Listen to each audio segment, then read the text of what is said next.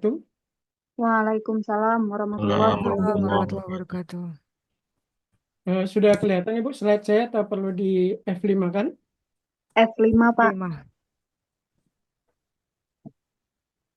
Karena kalau ditampilin slide dia agak goyang gitu deh. Oh iya, Pecah-pecah sinyalnya. Oh, sudah terlihat kok Pak, nggak apa-apa Pak.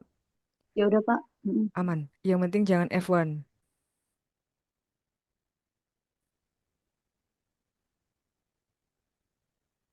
Memang agak Baik, loading ya, Pak. perkenalkan saya Nisa Putra dari Institut Teknologi Bisnis Riau. Eh, Sebelumnya saya hormati Bapak Dr. Imam Syudi, MPD selaku fasilitator kelompok 11. Yang saya hormati Ibu Oktavina Dewi Kurniati MPD selaku pengamat 1. Yang saya hormati Ibu Janisa Nasmi SPI MSI selaku pengamat 2. Baik, untuk pertemuan kita yang ke-14 ini saya akan membahas mengenai membuat rencana bisnis atau bisnis plan untuk technopreneur. Kenapa dengan technopreneur dan apa beda technopreneur dengan entrepreneur? Ada yang tahu? Izin, Pak. Mungkin teknopreneur itu melibatkan teknologi gitu ya, Pak? Iya, benar. Hampir sama dengan entrepreneur yaitu wirausaha, tapi kalau technopreneur ini lebih spesifik wirausahanya, yaitu wirausaha yang berbasis bidang teknologi. Kalau entrepreneur itu semua lini usaha disebut entrepreneur, tapi kalau seandainya wirausaha yang berbasis yang hanya berbasis ke teknologi, ke IT itu bisa disebut ke technopreneur. Baik, kita lanjutkan. Izin Pak Yanto, Ya, slide-nya masih di slide 1. slide satu ya. Mm-mm.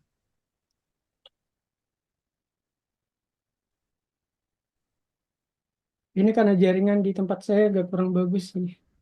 Iya Pak dosen. Oh, sudah Pak, ini di slide 2 Di ya Pak? slide ini kelihatan jelas nggak ya? Karena kalau dia F5 kan patah-patah di tempat Oke. saya. Iya, Kita Pak. lihat Ini jelas, Pak. Nggak apa-apa, Pak. Gini slide aja. nomor 4 ya Pak.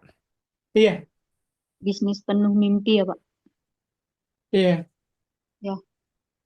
Nah, jadi kalau teman-teman untuk memulai bisnis seperti yang dikatakan sama almarhum Bob Sadino, bisnis-bisnis apa yang bagus?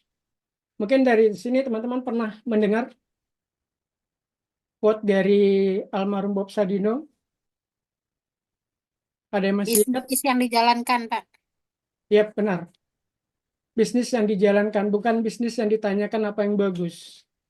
Karena setiap bisnis itu pasti melalui proses tahapan dari merintis. Jadi bisnis yang bagus adalah bisnis yang langsung kita jalankan tanpa harus kita melihat dulu ini dampak risikonya apa segala macam. Yang penting kita sesuai dengan passion kita, sesuai dengan keilmuan kita, langsung kita jalankan.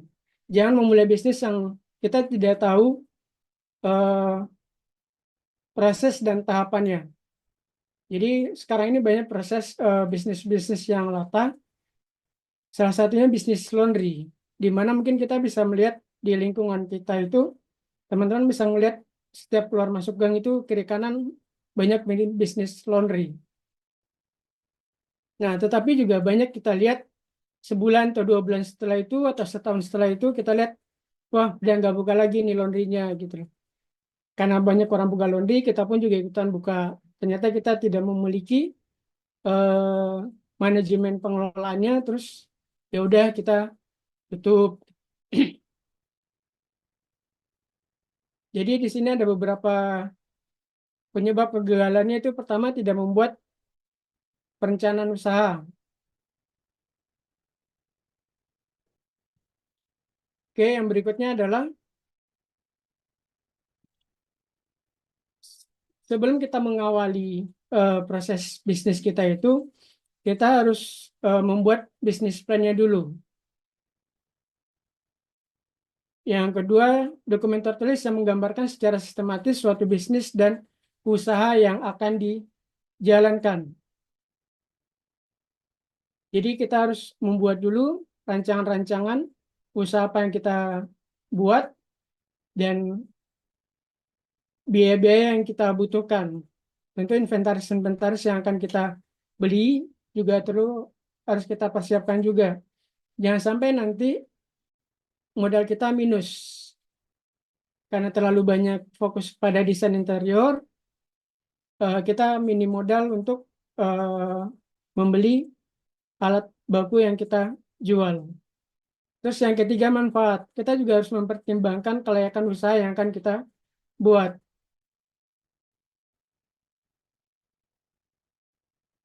Dan juga kita harus memikirkan target market kita.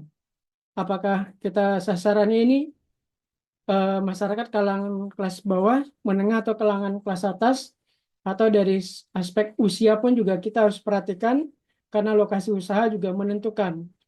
Walaupun sekarang sudah banyak marketplace atau jualan online, namun terkadang banyak juga orang yang melihat pengen berkunjung ke toko offline-nya. Yang berikutnya adalah dokumen untuk mencari investor. Nah, di saat usaha kita ini sudah mulai berkembang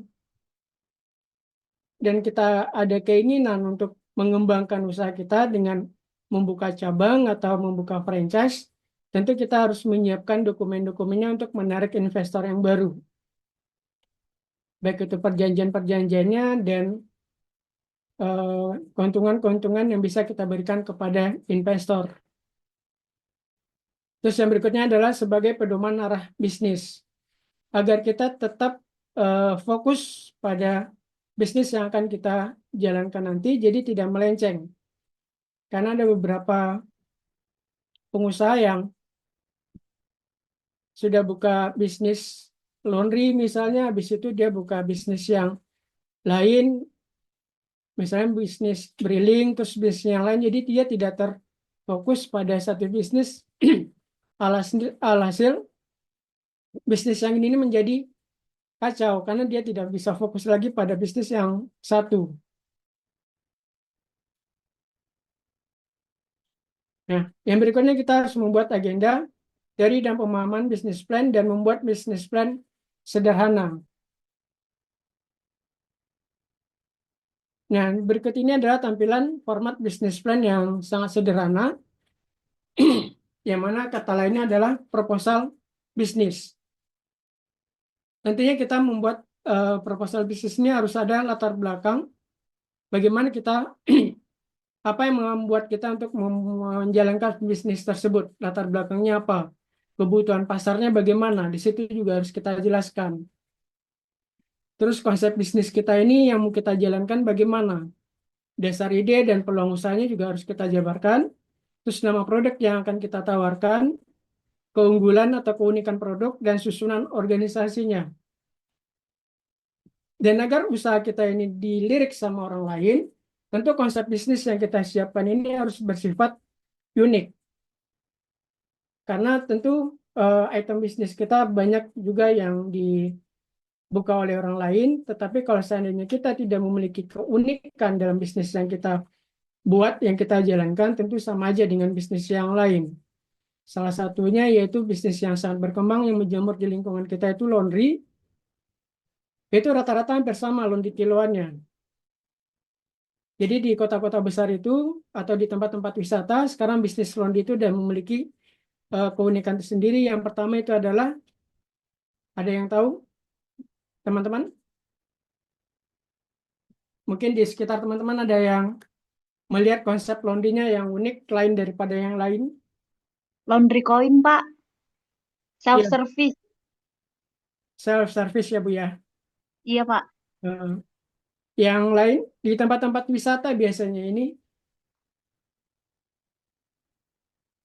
Kalau selain laundry ada ini, Pak, yang locker shower itu loh, Pak, yang bisa nitip eh, tas dan bisa mandi, tapi kayak ini. Tapi itu bukan laundry sih, Pak. Hmm. Maaf, Pak. Ya itu salah satu usaha yang unik yang mungkin di tempat yang sangat berkembang di tempat-tempat wisata Bu ya. Nah, bisnis yang di tempat wisata itu bisnis laundry yang berkembang itu adalah bisnis jasa Lundi cepat itu Lundi load. Dia berbasisnya bukan kiloan, tapi per proses. Dan dia tidak ada layanan setrikanya, dia hanya cuci kering saja. Jadi biasanya kalau seandainya kita pergi liburan, nanti kita pengen pulang itu bawanya bajunya bersih lagi. Kalau seandainya bajunya basah, apalagi habis dari pantai, tentu bajunya dibawa pulang berjamur dan bau. Nah, kalau seandainya udah kita pulang bawa bersih, mungkin akan lebih terawat pakaian kita.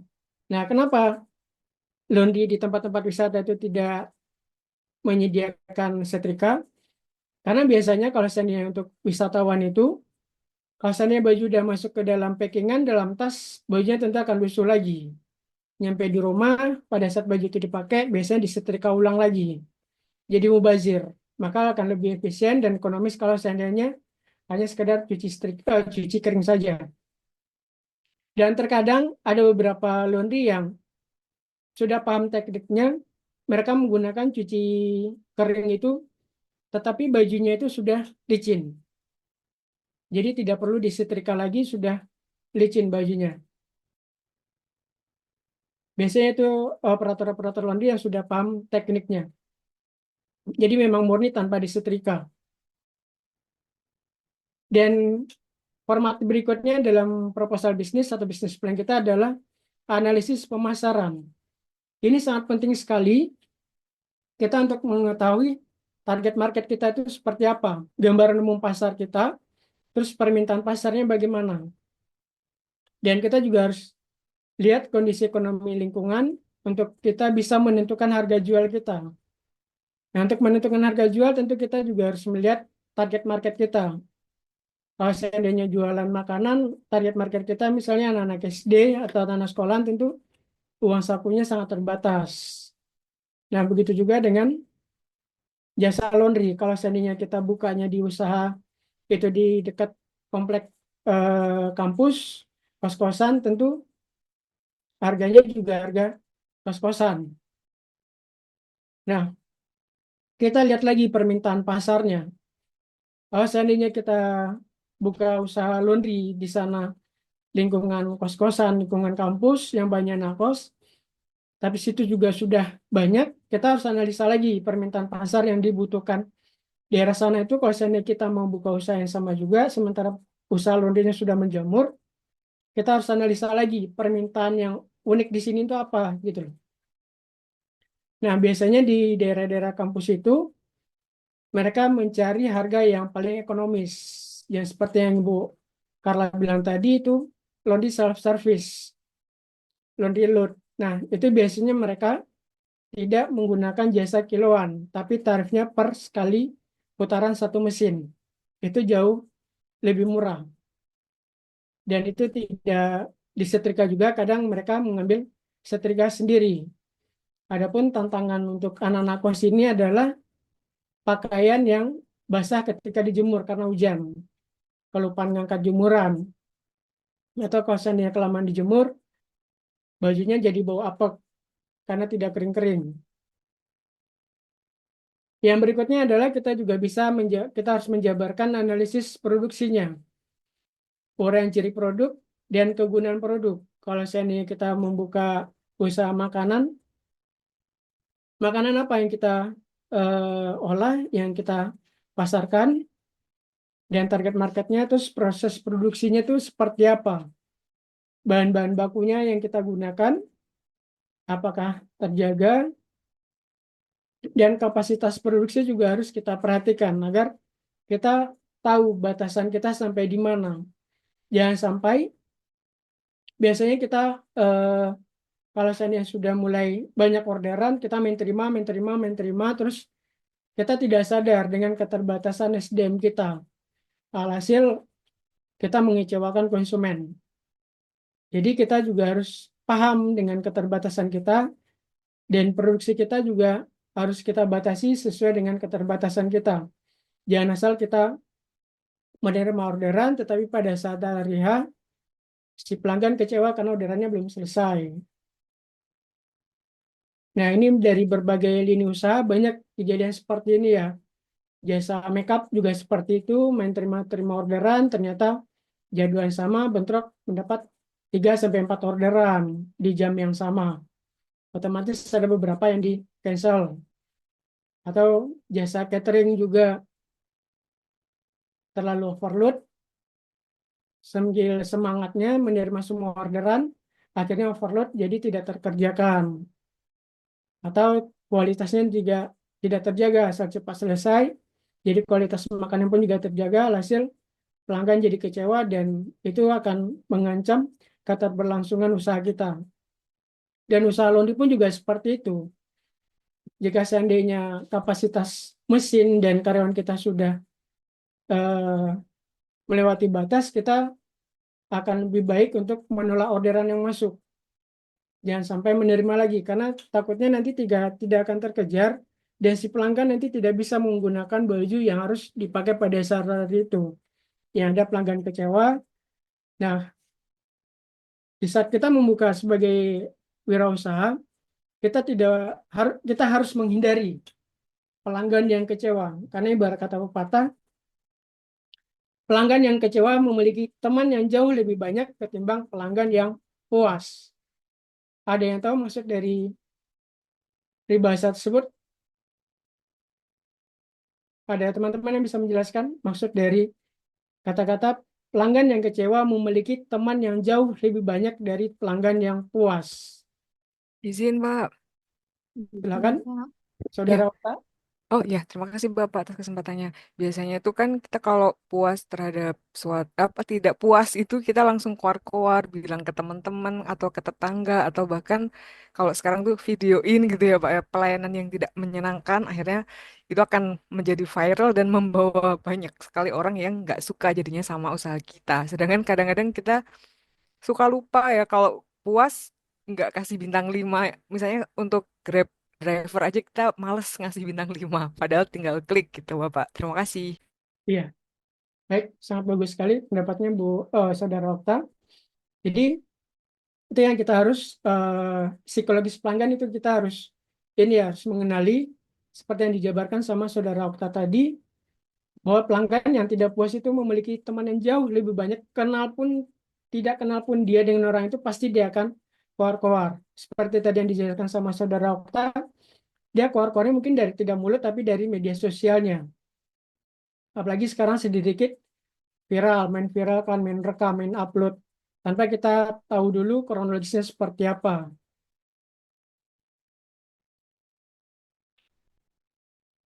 Yang berikutnya adalah analisis keuangan. Nah, analisis keuangan ini sangat sensitif sekali apalagi kita menggunakan investor atau pihak ketiga. Kita harus tahu dulu biaya investasi atau modal kerja, terus perkiraan proyeksi laba ruginya dan cash flow-nya itu kita harus bisa mempelajarinya dari awal. Jadi kita jangan seperti yang saya sampaikan di awal tadi, kita jangan latah ya. Orang lagi ramai buka ini, kita juga ikutan buka. Sementara kita tidak tahu proyeksi laba ruginya, cash flow-nya seperti apa, BEP-nya bagaimana. Kita harus, walaupun kita bukan orang keuangan, kita tidak belajar akuntansi di sekolah, tapi untuk menganalisa keuangan ini kita harus punya basic dasarnya. Kalaupun tidak punya, kita harus belajar dulu untuk mengantisipasi kerugian yang sangat besar. Contohnya di tempat saya itu ada kemarin usaha laundry, saya nggak tahu itu franchise apa tidak, kayaknya dia nggak franchise, dia konsepnya juga konsep laundry premium, hampir setiap kecamatan dia ada. Dan sampai di, kenapa saya sendiri membahas masalah laundry ya, karena kebetulan saya juga punya usaha sampingan laundry. Nah, beliau hampir setiap kelurahan itu ada. Dan beliau juga membuka harga itu sangat di bawah harga pasar. Dan kami tidak tahu mereka dapat HPP-nya itu dari mana, menghitung HPP-nya itu harga harga pokok produksinya itu dari mana. Sampai kami pun menghitung itu nggak dapat gitu. Dan itu tidak berlangsung sebentar. Kalau seandainya hanya masalah promosi, oke, berarti hanya punya limit waktu 1 atau sampai 2 bulan. Tapi kalau ini kami lihat lama, cukup lama juga dia menggunakan harga sekian itu sampai hasil dia tutup. Dan itu dibuktikan bahwasanya punya duit pun juga tidak menjamin bahwasanya kita bisa menjalankan bisnis itu dengan baik. Jadi gunakanlah duit yang kita miliki itu untuk mengembangkan usaha yang akan kita jalani. Baik, sampai di sini ada yang mau ditanyakan, teman-teman?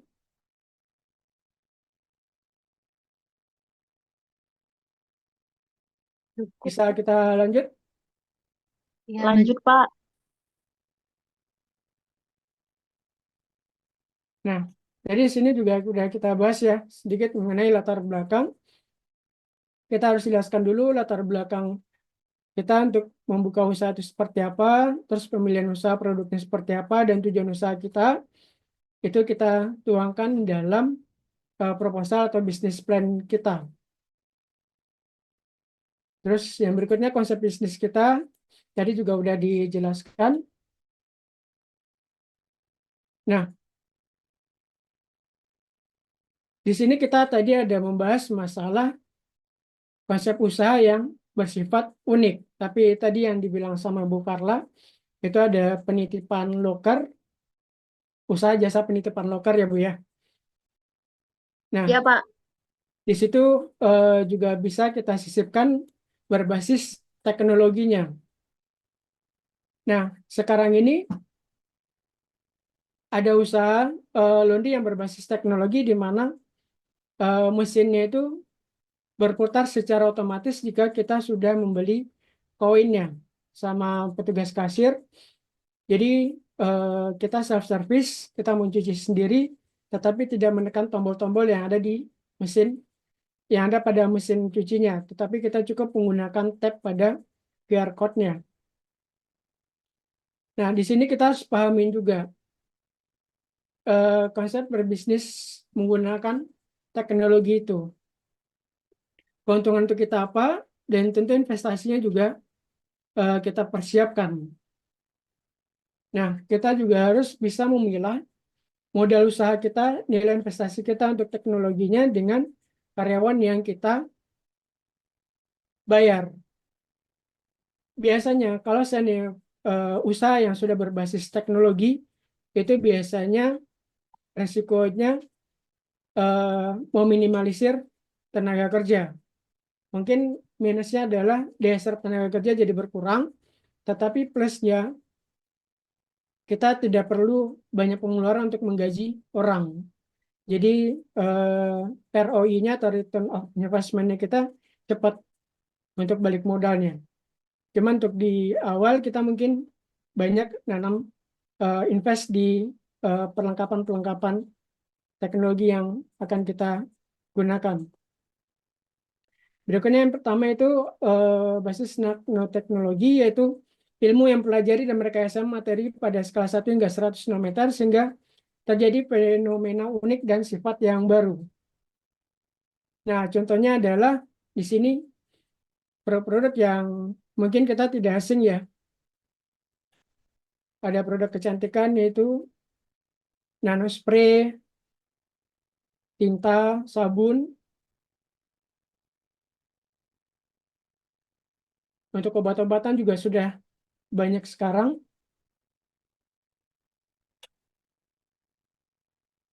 Yang berikutnya adalah struktur organisasi. Nah, kita juga harus paham dulu struktur organisasi kita berdasarkan job desk. Jangan sampai kita memiliki banyak karyawan, sementara karyawannya banyak yang santai. Jadi kita dalam menganalisa untuk struktur organisasi ini, kita harus membuat job desk-nya dulu.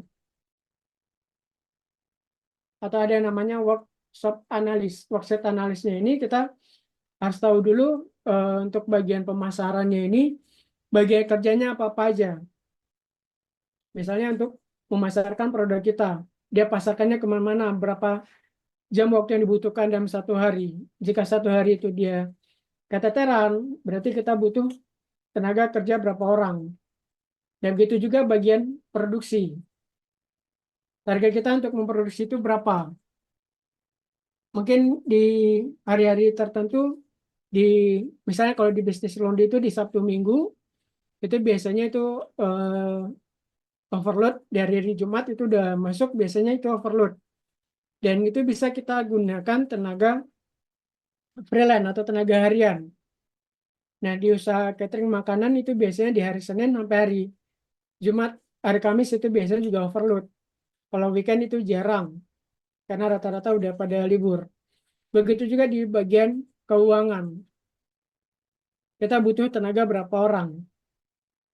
Jadi, dari worksheet analis itu, kita bisa menilai kebutuhan tenaga kerja yang kita butuhkan, dan kita buat bagian-bagiannya, apakah di bagian tersebut butuh supervisor atau kepala bagian atau tidak. Kalau misalnya satu atau dua orang, kita kayaknya tidak butuh supervisor. Tapi kalau misalnya udah tiga, mungkin kita butuh satu orang. Mohon maaf, ini cukup jelas karena kondisi cuaca di tempat saya hujan deras, Jelas, Jelas, Bapak. jelas Pak. nggak terganggu dengan cuaca hujan ya. Tidak Pak, jelas. Nah, baik, yang berikutnya adalah kita harus bisa menganalisa pasar, posisinya, segmennya, dan targetnya kita. Karena untuk apa? Karena untuk kita menyusun market usaha kita, SWOT analisis kita, kekuatannya, kelemahan, harus kita ketahui juga. Fungsinya untuk menyusun strategi marketing kita. Nah, mungkin teman-teman sudah tidak asing ya dengan istilah SWOT analis, marketing analis ya. Mungkin teman-teman di sini ada yang punya ini sampingan usaha, mungkin bisa di-share Izin Pak, ya, silakan. mau Carla. mencoba share. Tapi saya bukan owner, saya cuman eh, bantu-bantu aja Pak. Bagaimana Saudara Carla Ya, pengalamannya? eh, eh, usaha ini bergerak di bidang kuliner. Memang seperti yang Bapak katakan, kalau misalnya kita tidak bisa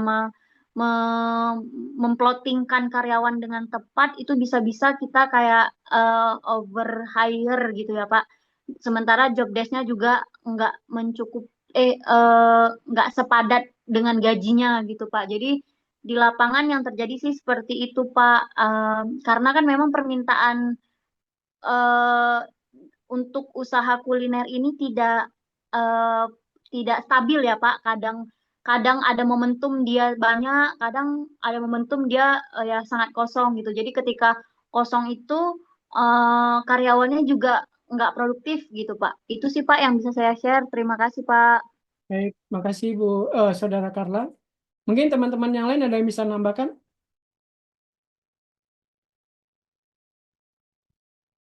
Izin berbagi pengalaman, Bapak. Ya, silakan Saudara Ya. Okta. Kalau saya eh, di bidang ini ya, pendidikan apa ya, kayak kursus bahasa Inggris gitu, Pak. Tapi sebenarnya itu bukan untuk bisnis, tapi untuk pengabdian gitu. Dan kita mengambil segmentasi atau targetnya adalah khusus wanita. Jadi ini baru mulai bergerak mau ke ranah bisnis dan kita memang mau mengkerucutkan segmennya khusus wanita aja gitu, Pak. Biar targeted. Berarti itu rencananya untuk eh, lembaga pendidikan gitu ya. Iya, kayak Tapi pesertanya pelatihan targetnya ke harus cewek, iya. perempuan.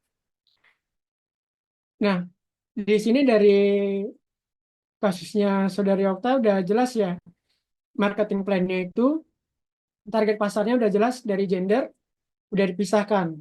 Berarti target marketnya hanyalah perempuan. Nah, kalau dari ini usahanya bimbel. Iya, Bapak. Bimbel berarti ada target usianya juga. Target usianya, oh ya, kami bekerja sama, barusan deal kerjasama sama lembaga British Council, itu mereka ada target sendiri yaitu 16 tahun minimal, Pak. Maksimalnya tidak ada. Oh, berarti start dari umur usia 16 tahun ya. 16 ya usia. Nah, jadi dengan kita sudah menentukan dua target market kita tadi, pertama dari gender, yang kedua dari usia, kita sudah bisa mengembangkan, membuat planning kita yang lain. Jadi kita fokus kepada yang pertama. Untuk bimbel itu tentu pembahasan dari materinya ya. Kita bisa fokus ke pengembangan materinya. Jadi kita nggak perlu lagi mikirkan materi untuk anak-anak atau peserta yang usianya di bawah 16 tahun. 16. Mungkin dari kondisi psikologis, daya tangkap, dan kondisi di lapangan juga. Dan yang kedua, kita bisa dari SWOT analisisnya itu kesempatan apa yang kita bisa ambil. Pertama dari masalah gender. Mungkin ada sebagian kita yang agak risih ya belajar yang ada lawan gendernya.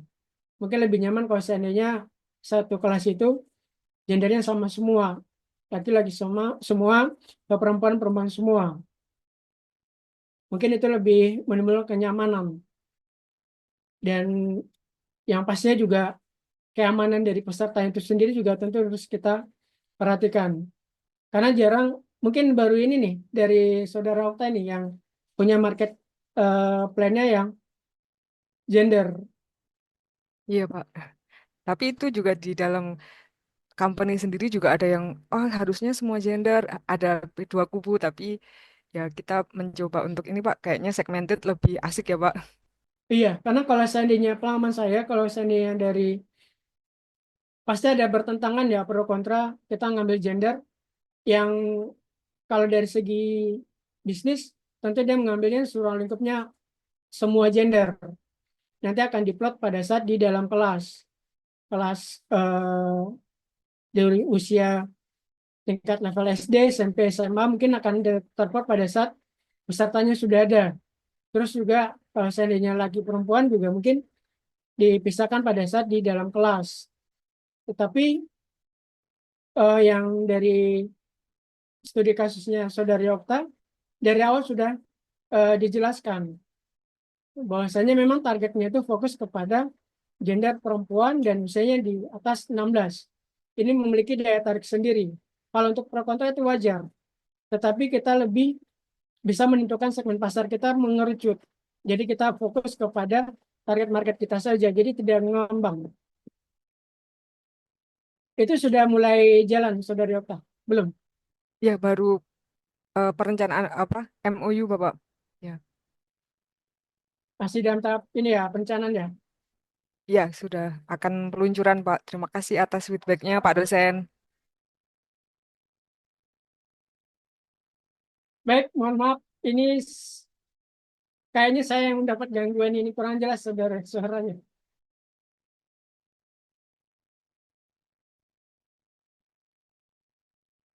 Baik, sedikit masukan ya buat ini Saudari Okta untuk kita bekerja Ya Pak. sama untuk melakukan usaha itu harus ada hitam di atas putih agar kita tidak sama-sama fokus kepada perjanjian akad kita bersama. Jadi kalau seandainya ada tim yang melenceng, kita bisa fokus kepada tujuan awal kita membuka usaha itu. Kalau seandainya terkadang biasa kita pecah kongsi itu di saat usaha kita sudah mulai berkembang. Nah, pasti ada sifat individualismenya akan muncul. Paling berjasa, paling memiliki banyak ide, itu pasti. Dan yang terlebih, akad eh, bagi hasilnya itu juga harus kita tekankan di awal. Investasinya berapa, bagi hasilnya berapa. Karena sering terjadinya pecah kongsi pada saat usaha udah berkembang, merasa investasinya banyak, kesepakatan dewan seberapa, di lapangan seperti apa. Baik, kira-kira ada yang lagi teman-teman yang lain yang punya studi kasus yang bisa kita diskusikan di sini?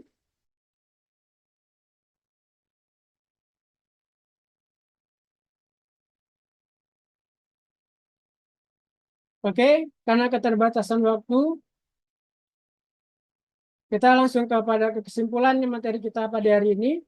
Ingat yang perlu kita pahami adalah risiko bisnisnya juga harus kita perhatikan. Selain kita untuk menjalankan bisnis itu, tetap kita harus meminimalisir risiko-risiko yang akan kita hadapi. Perencanaan yang baik adalah yang mampu menginventarisir risiko-risiko dari bisnis yang dijalankan, kemudian menyiapkan exit strateginya.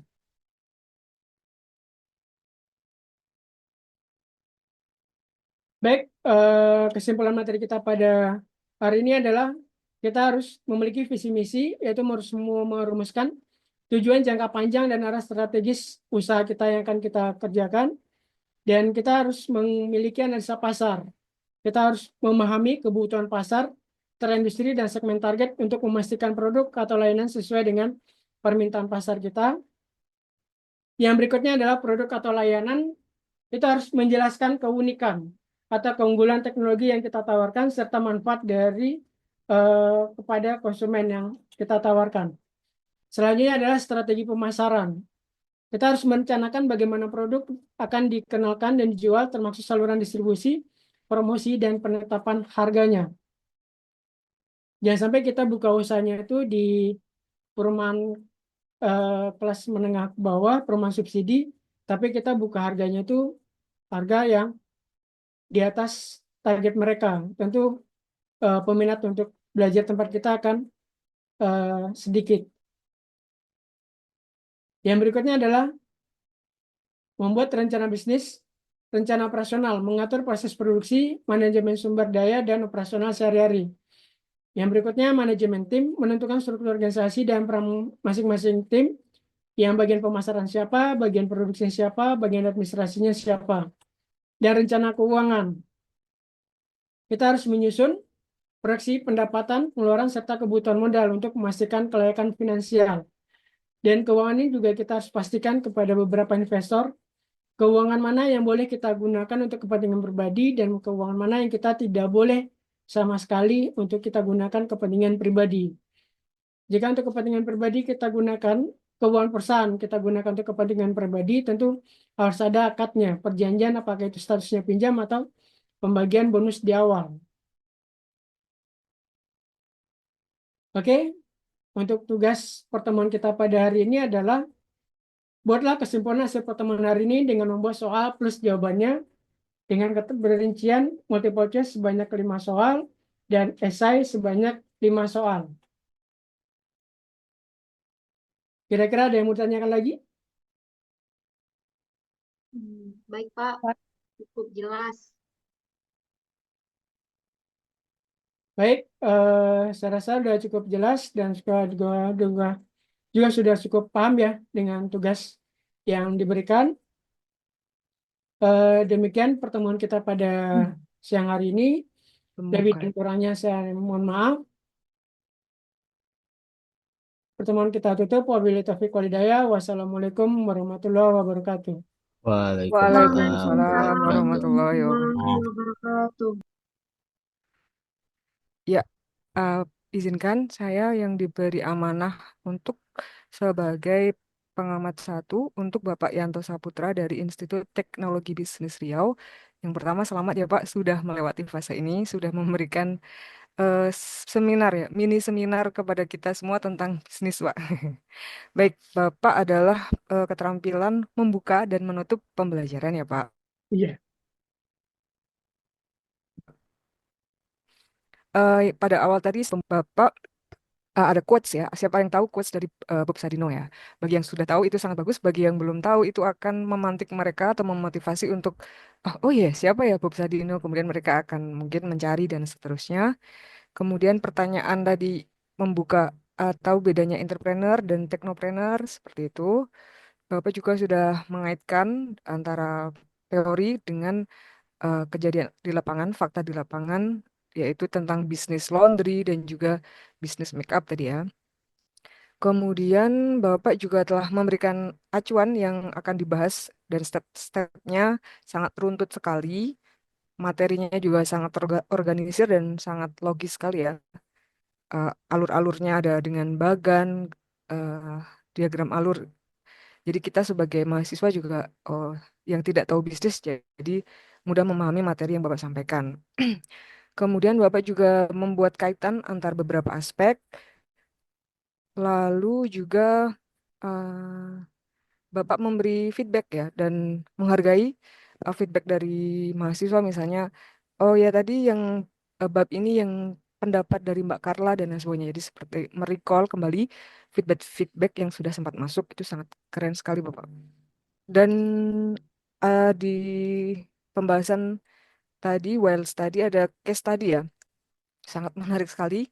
Bapak membahas case tadi dari mahasiswa-mahasiswa Bapak dan sangat memberi kesempatan sekali ya. Tadi siapa lagi yang mau ingin share case tadinya?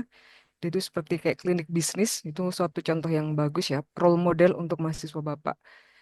Jadi tidak hanya pintar menjelaskan, tapi juga mengetahui kondisi lapangan.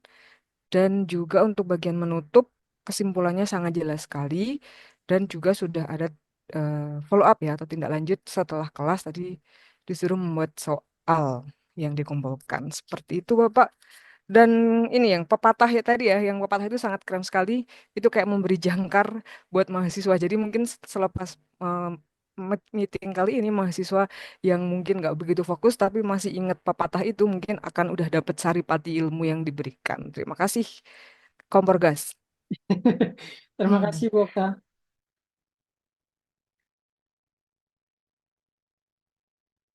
Baik, terima kasih. Pak, izin Pak Yanto ya, saya Janesa selaku pengamat kedua Bapak pada KDM pembuka dan penutup.